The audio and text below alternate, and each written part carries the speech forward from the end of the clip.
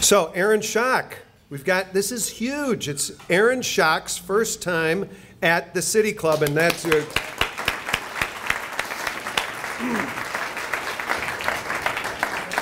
this was written by Aaron's office in Washington. Aaron was born in a cabin he built himself. No, okay.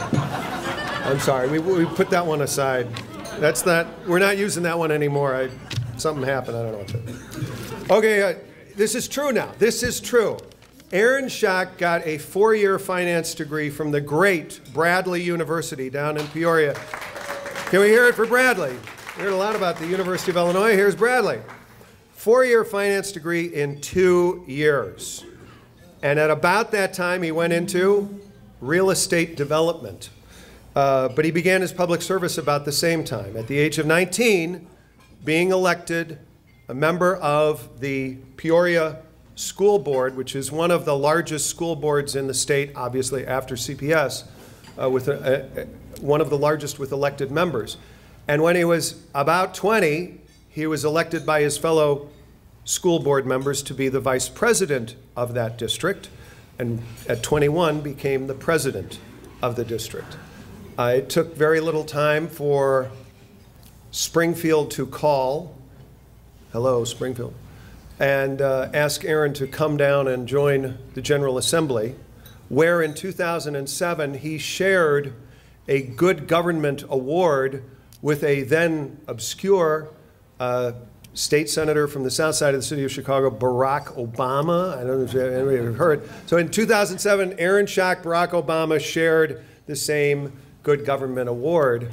And just as Senator Obama found his way to Washington, so too momentarily after that did Aaron Schock, where he serves on the House Administration Committee, but on the greatest, the oldest, the really revered committee in the United States Congress, and that's Ways and Means, where I'm sure if you've been watching, as I have, as many have, the playing out of the IRS scandal, which comes under the Ways and Means in its oversight and authorizing capacity.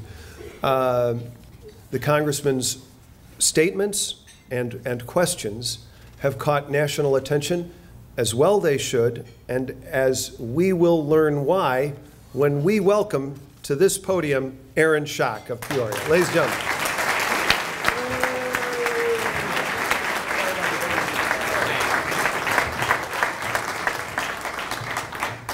Well, good afternoon, and thank you for the nice introduction, Chris. And I will say it's an honor to be here at the City Clubs.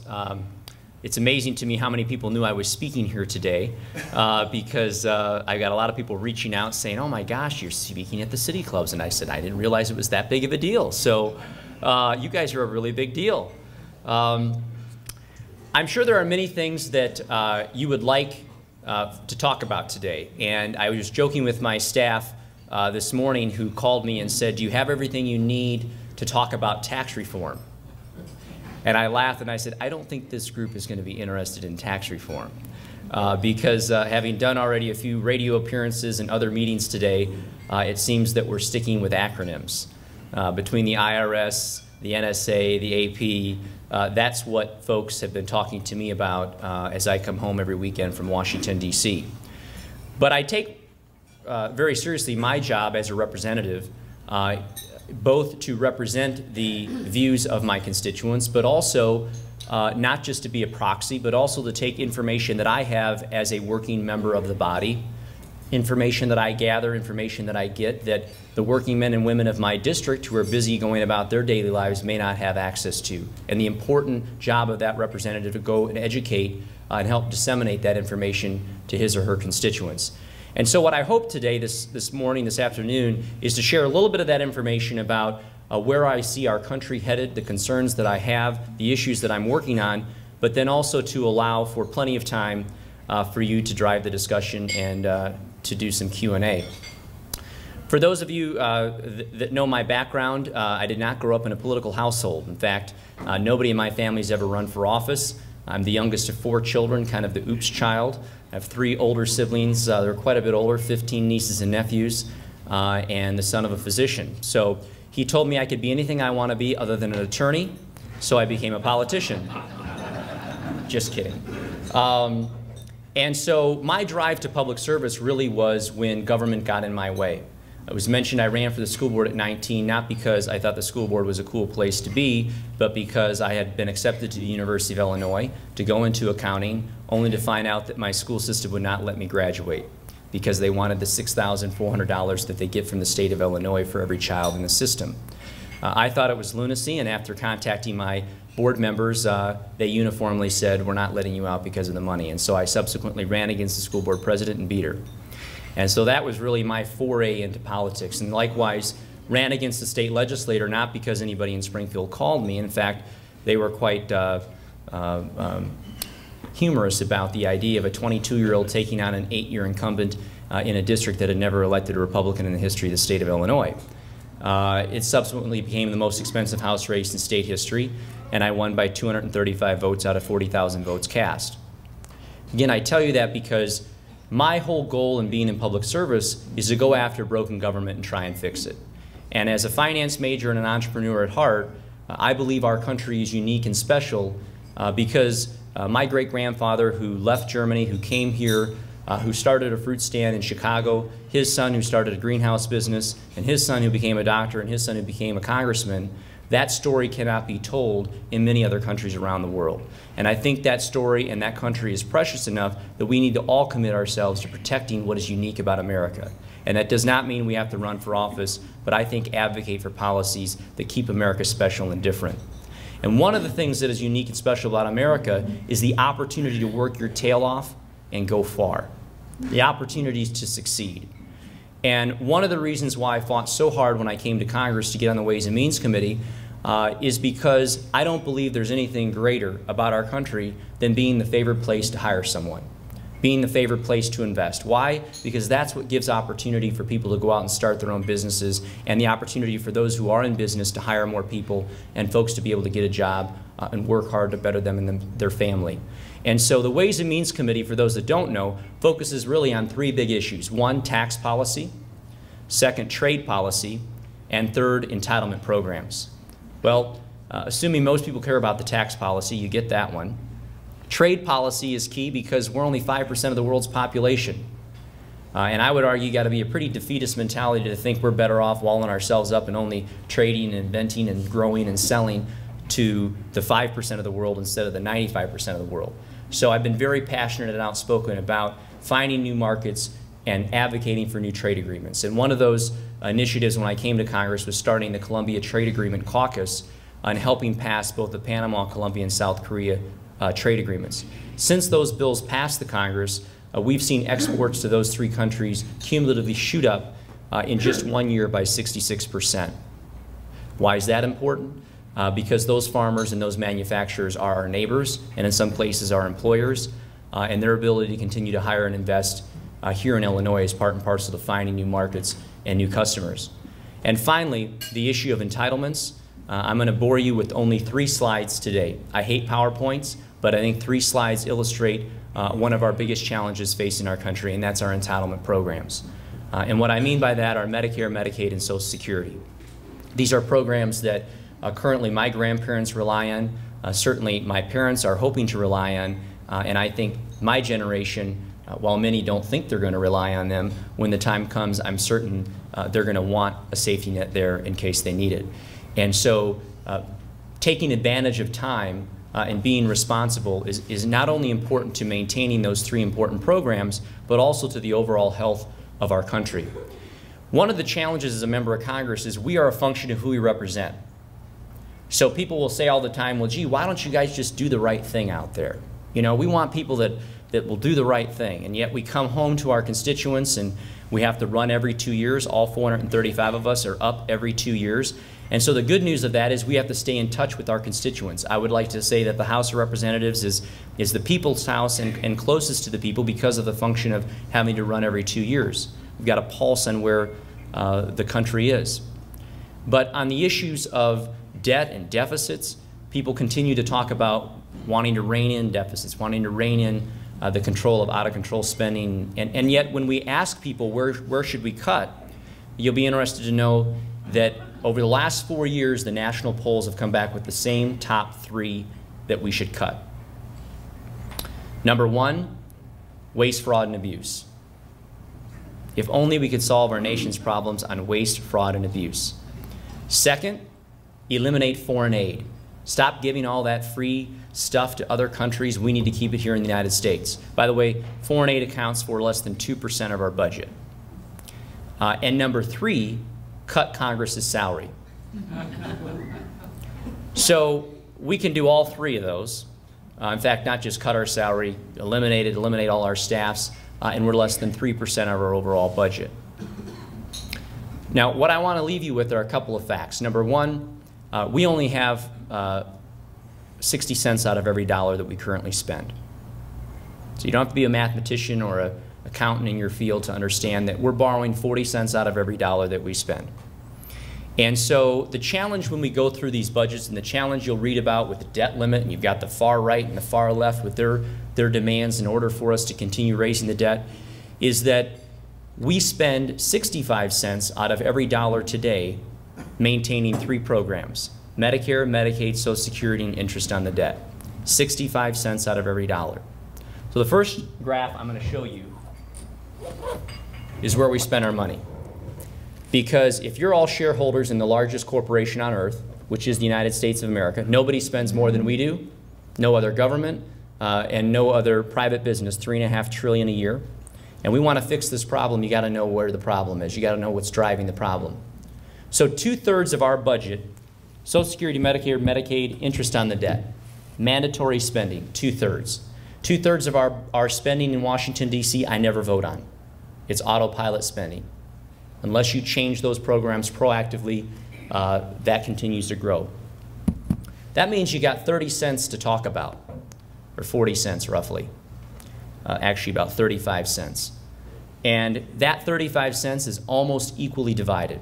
Half of it is spent on defense, and half of it is really the non-defense discretionary spending. That's really what you all often think of as the federal government. It could be money for Head Start, it could be money for transportation, it could be money for ag policy. Anything you think of with regards to the federal government, that's the other roughly 15 to 17 cents out of the dollar.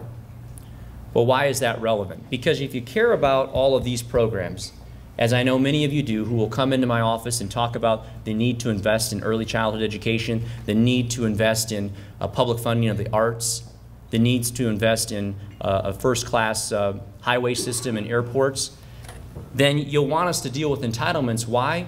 Because if we don't, those programs only continue to be crowded out by the need to meet our constitutionally required demands of the entitlements.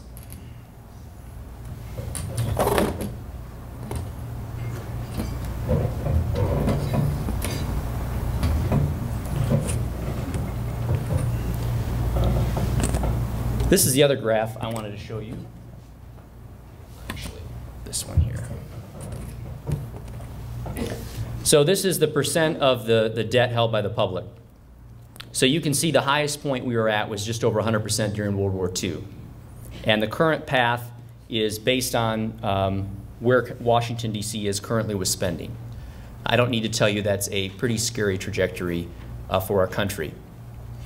To put this in perspective, in 1970, we spent, of our dollar in the federal treasury, we spent 5 cents out of every dollar to fund the unfunded liability within Medicare, Medicaid, and Social Security. So obviously our population was younger, there were more people in the workforce, and our population was not living as long. But since 1970 to today, we've gone from spending 5 cents of every dollar to support these unfunded programs to 65 cents out of every dollar.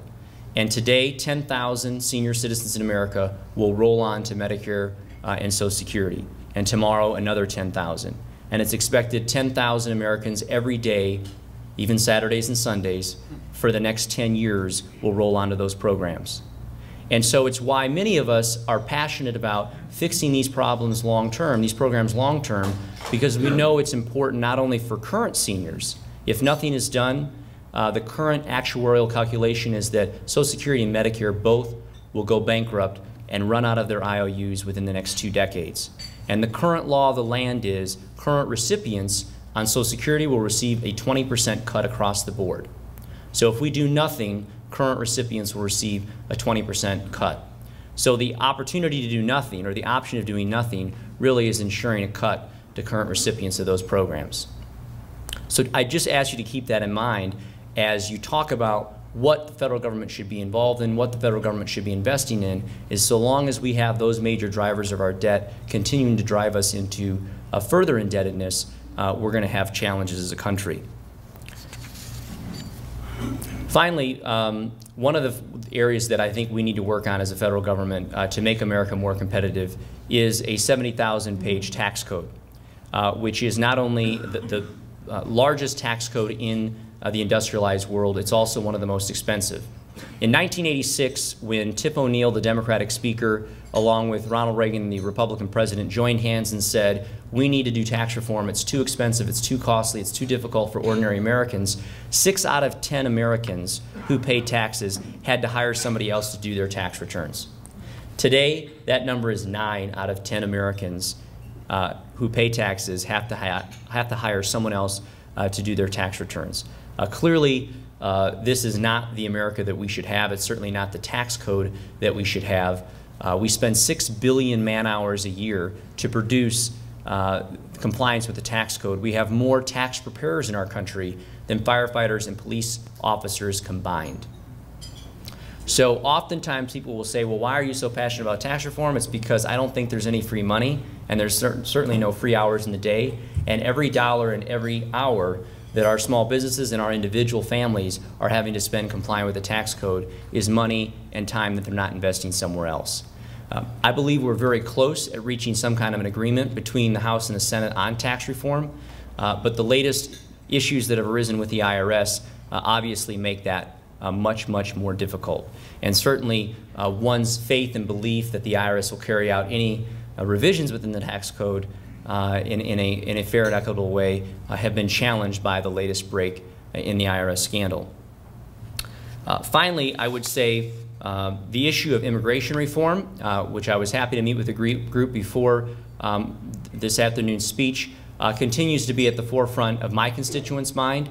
The #1 industry in my district is agriculture, and whether it's the agricultural community that needs the immigrant labor force that comes to this country generation after generation to work hard to better themselves, to contribute to our economy, or whether it's the Caterpillars or the John Deeres or the engineering firms that are in my district who need high-skilled workers that they're attracting from around the world, we have a broken system. And there's nobody in Washington, D.C. That will defend the current system. And so given that, it behooves us to work towards a comprehensive approach. We have to have a solution that addresses the 11 million undocumenteds who are here today, that allows them to be participants in this society, but also we have to have a way that we know that we're not incentivizing more bad behavior, that we're not incentivizing people to continue to come here illegally and not go through, hopefully, an improved immigration system. And so border security also has to be a part of a comprehensive bill. The Senate is much further along in comprehensive immigration than the House. Both of them have gangs of 8. Only in Congress do you rely on gangs to do the work. But the Senate has made much more progress just passing the bill out of the Judiciary Committee. The bill will be further amended on the floor, and far be it from a lonely House member to predict what the Senate will do. But when they do their work, I anticipate that that bill, along with whatever our gang of 8 produces in the House, will ultimately be debated on the floor of the House and hopefully be given an up or down vote. That is my hope. Beyond that, we are continuing to deal with the latest crises out in Washington. For those of you that have watched the evening news, you'll know the Ways and Means has jurisdiction over the IRS committee, or the IRS agency. This continues to get more and more interesting every day. We were told when it first broke that nobody in the White House knew about it, that we were firing the IRS agency director, the acting commissioner, and that all was well because the new acting commissioner was going to clean things up. We were also told that the IRS challenges were isolated to an office in Cincinnati with a few rogue agents who did some things they shouldn't have done, and we were going to hold those individuals in Cincinnati accountable, but it was an isolated incident. Since that time, 2 weeks later, we've learned that the White House Chief of Staff was briefed a year ago, the White House Chief Counsel was briefed a year ago, and based on the testimony of 3 of 5 victims who testified before the Ways and Means Committee last week under oath, 3 of those 5 described phone conversations they had with IRS agents where they were put on hold and told they needed to call their superiors in Washington. So this is the first two hearings of, I think, many hearings to come as we drill down on who exactly gave the orders to go after groups simply because of their beliefs, whether it be religious beliefs or political beliefs. Certainly in a country like America, we do not allow our agencies to decide how they're going to enforce the rule or letter of the law based on someone's religious or political beliefs. And so crazy questions like, do any of your board members plan to run for office? What are the contents of your members' prayers? Things that anybody, I think, in this room would rightfully say are inappropriate for an IRS agent to ask someone who's applying for a 501c3 or a 501c4 status. It gets to the heart of accountability in government. And certainly the one thing I hear back every weekend in Illinois is, you know, let's fix broken government, whether it's within the IRS, whether it's within the EPA, or a host of other agencies where we've got some work to do. The latest break with the NSA, what I would say about that is certainly anybody who goes out and violates their oath of office or their oath of employment to the federal government, and specifically working with our security agencies, I believe this man has committed treason. We'll see what the courts say about that. But anybody who goes out that will put our country in harm's way and aid and abet terrorists, I think is treasonous. And I think what we need in this country is a way for employees of the federal government to be able to come forward to Congress outside of the media light and raise their hand and say, I think something's wrong, rather than basically throwing up to the international community everything that they know that's going on within the respective agency they work for, and jeopardizing our national security, as this young man did. Obviously, as a member of Congress, we go to a number of classified briefings. Can't talk about them all, but I will say this: none of them that I attended did they talk about tapping or recording or keeping track of everyday ordinary American citizens' phone records. Every briefing we've ever had with the CIA, the NSA, or any of the intelligence bureaus have always been using the Patriot Act, the FISA court, the new tools post 9/11 to go after suspected terrorists, suspected criminals, people who wish to do us harm, not everyday ordinary American citizens. And so I think this does cause those of us in Congress who gave them those powers to rethink it and to ask ourselves what accountability mechanisms are in place to make sure that we don't get rogue officials within the federal government, whether they work for the intelligence agency or the tax enforcement agency, the ability to use those weapons against their political foes. So with that, I want to open it up and take any questions that you might have. Thank you very much. Thank you, Congressman. All right. Here's our first question from former State Senator Art Berman. Here's Art. And write up your question. Okay, there they are. They're getting picked up. Terrific. Congressman, on the legislation to prevent student college loan interest rates from doubling to 6.8% from 3.4%, how will you vote? Do you think the bill will pass both houses? Well, there's a bill in the House and there's a bill in the Senate, and I voted for the House's version dealing with student loans. And obviously, we're waiting for the Senate to vote.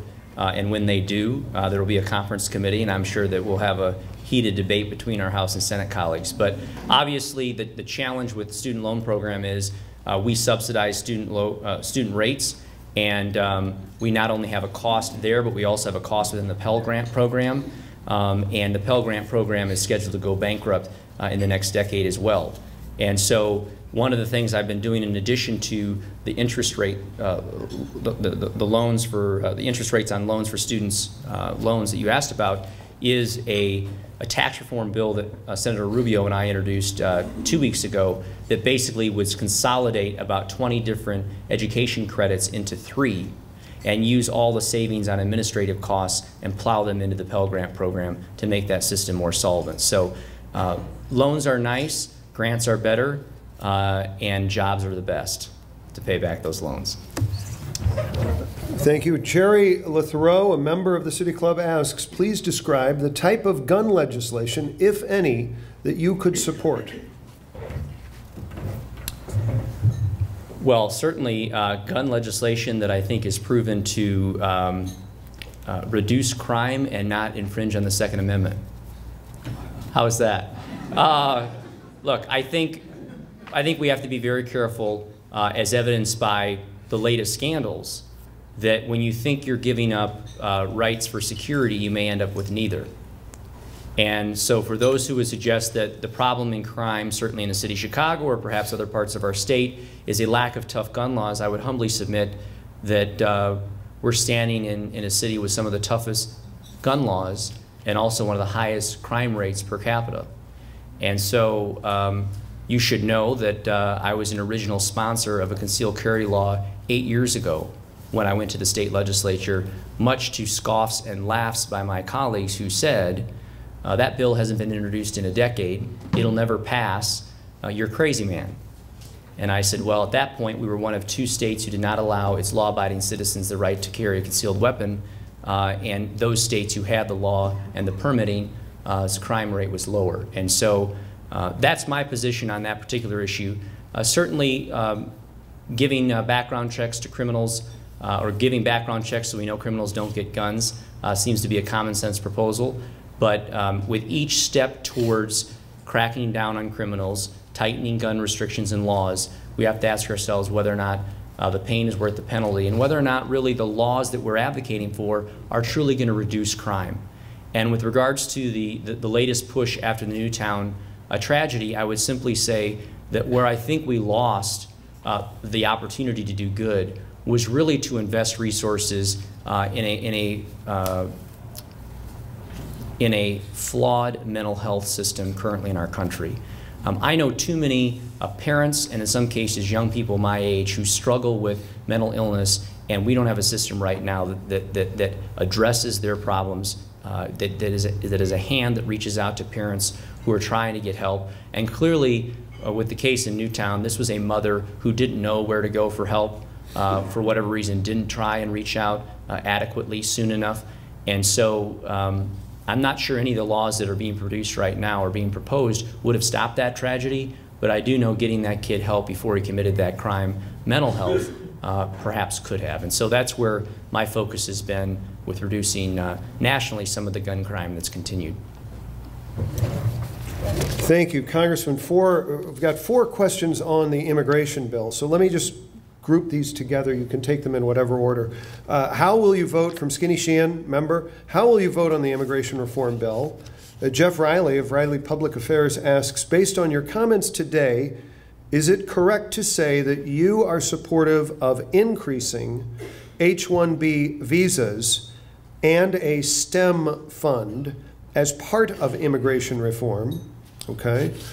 We've got one from the Lesbian and Gay Bar Association of Chicago, John Litchfield, member of the City Club. Would you vote for a comprehensive immigration bill that includes binational same-sex couples? So the 3 there. 4th one, you see we're very into immigration here. This is Jack Johnson of Choose Chicago, a member of the City Club, asks, the expansion of the visa waiver program, which is critical to the growth of Chicago tourism, is embedded in the current Senate version of the bill. What are the chances of that measure surviving in the House? This is your immigration quiz here. I'm a congressman, not David Copperfield. I don't have a crystal ball, so I'm not going to purport to know what's going to be in the final bill in the House. Certainly don't even know what's going to be in the final bill in the Senate. And so I think what's difficult is, as those who care about immigration reform attempt to lobby for it and encourage members to be constructive contributors toward it, those of us that are in elected office, it's really uncertain what the final package, what the final bill is going to look like in either chamber.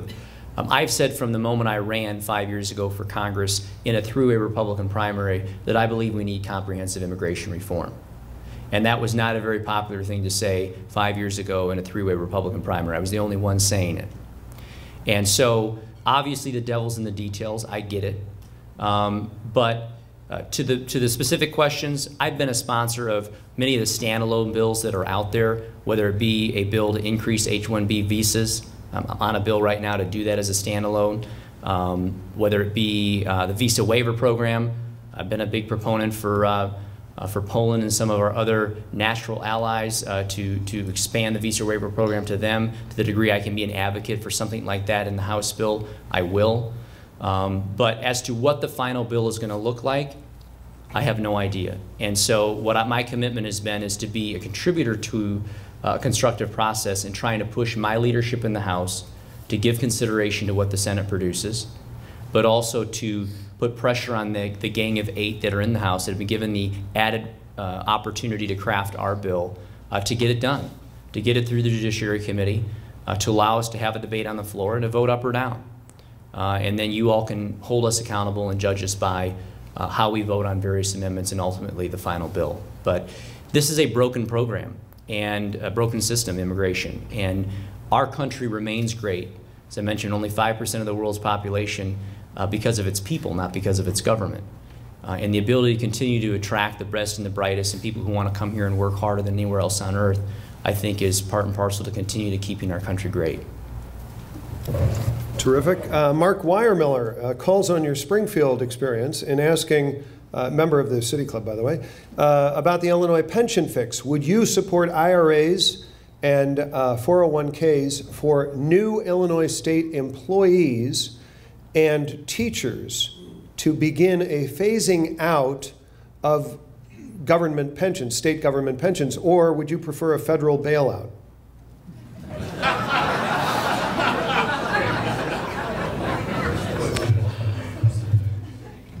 Gee, can I think about that? First of all, for those who would suggest that the federal bailout is even an option, let me assure you, the fact that Illinois has more unfunded liability per person in our state than any other state in the country does not bode well for those members of Congress from our state who would like to get our state bailed out from the federal government. My colleagues in states like Indiana, Texas, Florida, even New York are not interested in paying for our poor decisions in this state. And so I don't even believe that's an option. As to the first option, I'm not running for a state office. And so I'm not going to, I think one of the challenges when you are in office is that there are people who all think they can do their job better than you, and they love to issue these edicts and statements from on high that they should just do this and this is the simple solution. That's certainly a solution. And obviously the biggest challenge for retirees relying on pensions at the state of Illinois is if nothing is done, their retirement is in jeopardy. And that is one of the things that I hope that state workers will take to heart, is that doing nothing is not an option. And the idea that somehow the money is going to fall from the sky, either from the federal treasury or for the last small business operating in the state of Illinois who's left holding the bag, I don't think any of us want to see that. And so trying to work in a constructive way with both business and labor and hardworking taxpayers here in the state is how we're going to solve this problem. But I would also humbly submit, putting my partisan hat on, you got to change some of the players in the game. I mean, let's face it, this state is the most broke state in the country. And in many cases, it's been the same people running it. That's the definition of insanity. And every cycle down in Springfield, when I was there, since I've left, people have said, this is going to be the session. This is going to be the year. This is going to be the month we get it done. And we haven't. And I would only say that if you want different results, you got to change the players in the game. And you got to change the leadership in Springfield. And obviously, I would argue our state best operated when we had a balance in power. When we had Republican governors, Democratic legislatures. Even though I'm a Republican, I will tell you, serving in Washington, D.C., too much of one thing is not always a good thing. And Republicans, when we ran the entire show nationally, screwed some things up. And I would argue Democrats did the same as well, and that's why we have balanced government in Washington, D.C. today. And I would submit that our state would look a lot better, look a lot healthier financially if we had balanced government down in Springfield. Okay, speaking of balanced government, Kent Griffith, a member of the City Club with Wolf Point Strategies, says, please define crony capitalism and crony communism, and do you have any recent examples to which you can point?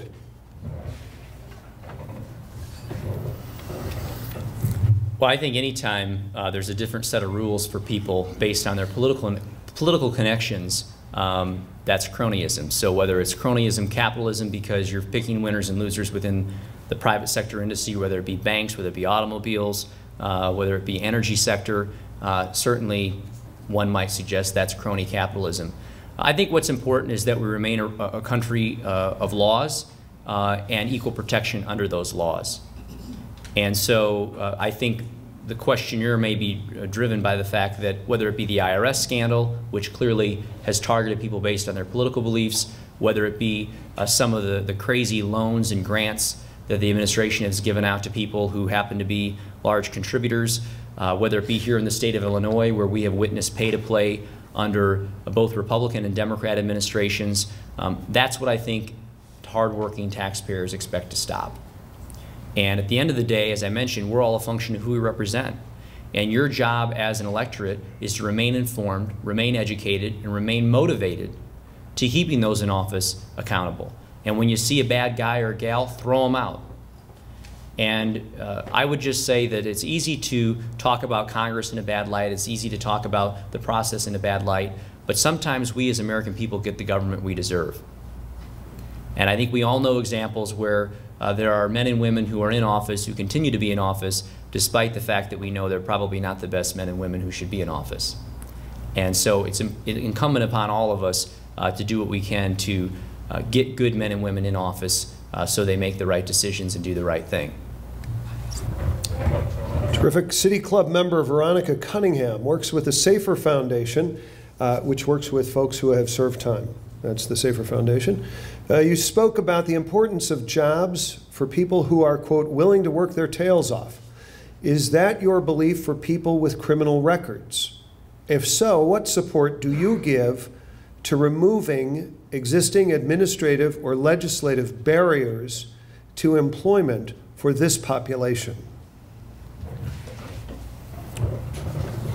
Well, my understanding of a lot of the laws that govern certainly those with felonies and otherwise are done at the state level. If there are programs or rather laws at the federal government that you find that I can work with you on, I'd be happy to do that. Certainly incentives to employers to hire those who not only have a criminal record, but also those who have been on public assistance. The stigmas that go with that when you're on public aid, when you have a criminal background, oftentimes inhibit your entry into the workforce. I was a sponsor of a bill that passed this year that was signed by the President extending the WOTC credit, the Work Opportunity Tax Credit, which is an incentive given to employers who hire those people off of public aid, some of whom may have a criminal record. And so those type of things are absolutely bills that I've pushed for and helped pass. So I'm not aware of where she's going with that question, but if there's laws federally that inhibited people from getting back into the workforce, that's obviously something I'm a fan of. And now we get back to ways and means, revenue, things like that in these last three questions. Paul La Liberte of Wunderlich Security says, the number of people receiving disability benefits from Social Security has exploded since 2008. That fund is rapidly depleting. What steps is Congress taking to resolve this issue? We're actually looking at this issue. So on the Ways and Means Committee, I serve on the Social Security Subcommittee. So the group of 6 of us actually get to dig a little deeper on the issue of Social Security, and he's right. The Disability Trust Fund of Social Security is the first to go broke. It is the worst financially of the 3. And one of the things we're looking at is adopting practices similar to the UK and other of our friends around the world that require some type of, once you go on disability, for those of you that know, once you go on disability, you're basically on for life or until you reach the age at which you can roll on to the traditional benefits programs. And the UK specifically has adopted a program where every year you have to go back in for a routine checkup to medically verify that you are in fact still disabled. I'm not sure administratively whether we can have something similar if it's every year. We're looking at doing something where, depending on your disability, certainly if you are permanently wheelchair bound because of a loss of limb or something more permanent, and it's defined as that, you probably don't need to go in every year to verify that you still don't have your limb. However, if you're someone else who's suffering from something that could be more short term, requiring those individuals to have a repeat visit either every year, every 2 years, to cut down on people simply getting into the disability ranks and staying there for perpetuity.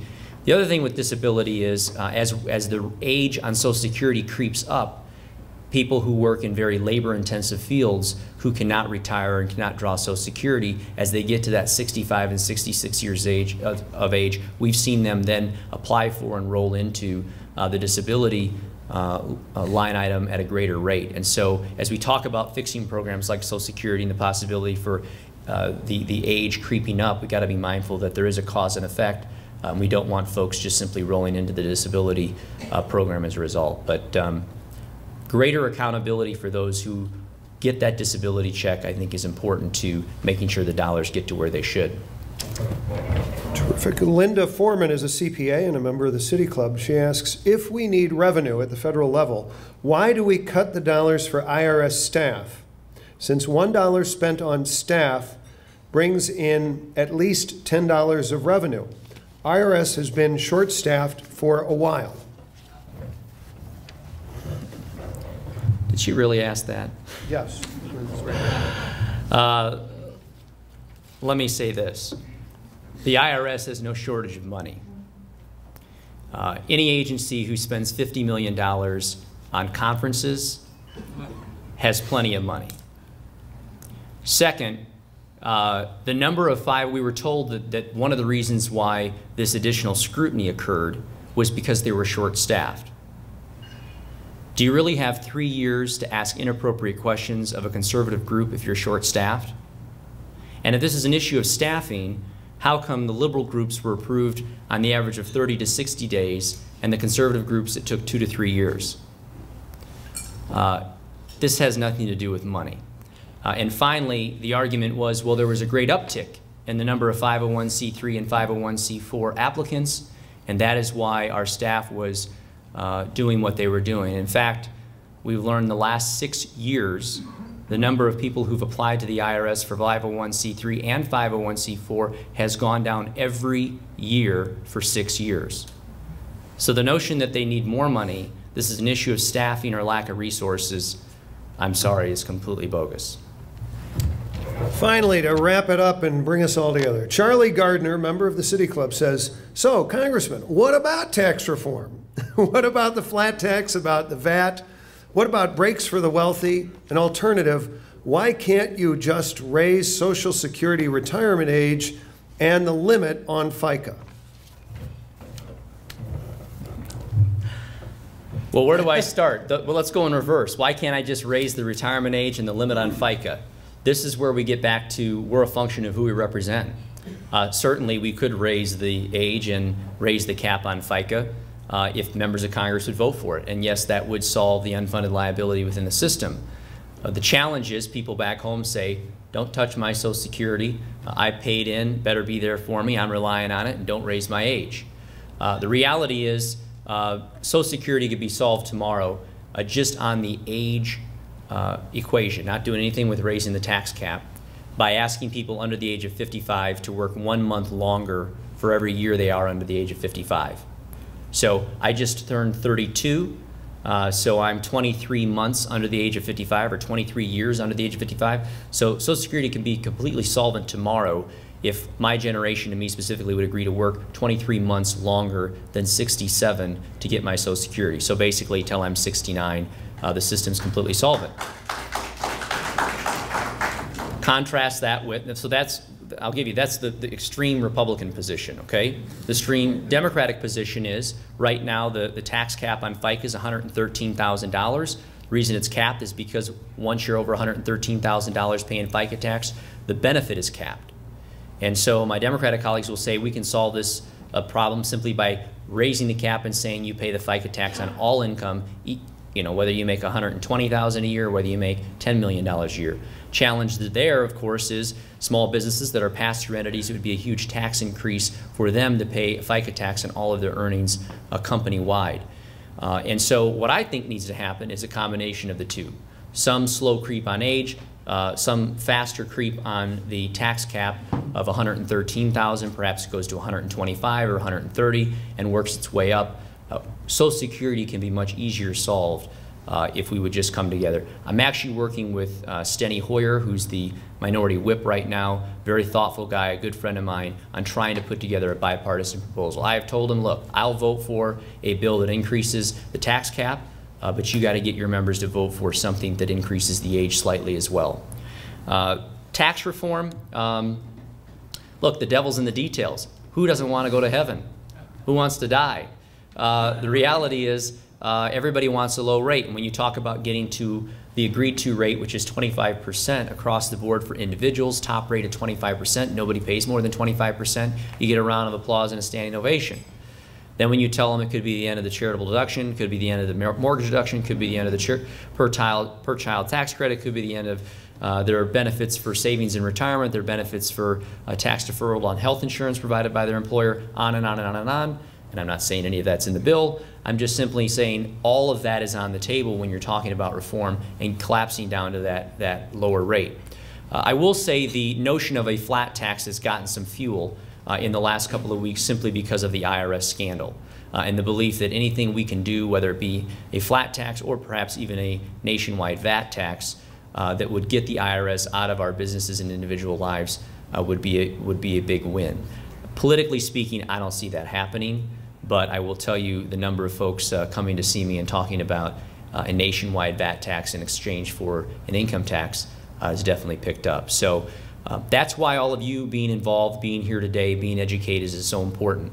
We are a function of who we represent. And I will tell you, when members of Congress get 20 or 30 phone calls to their office, they think the sky is falling. They think everybody's calling them. And so don't downplay your ability to impact, whether it's immigration policy, whether it's tax policy, or whatever issues are important to you. Being an engaged member of the electorate is how our country works. Thank you for having me today, and thanks for the good work you do.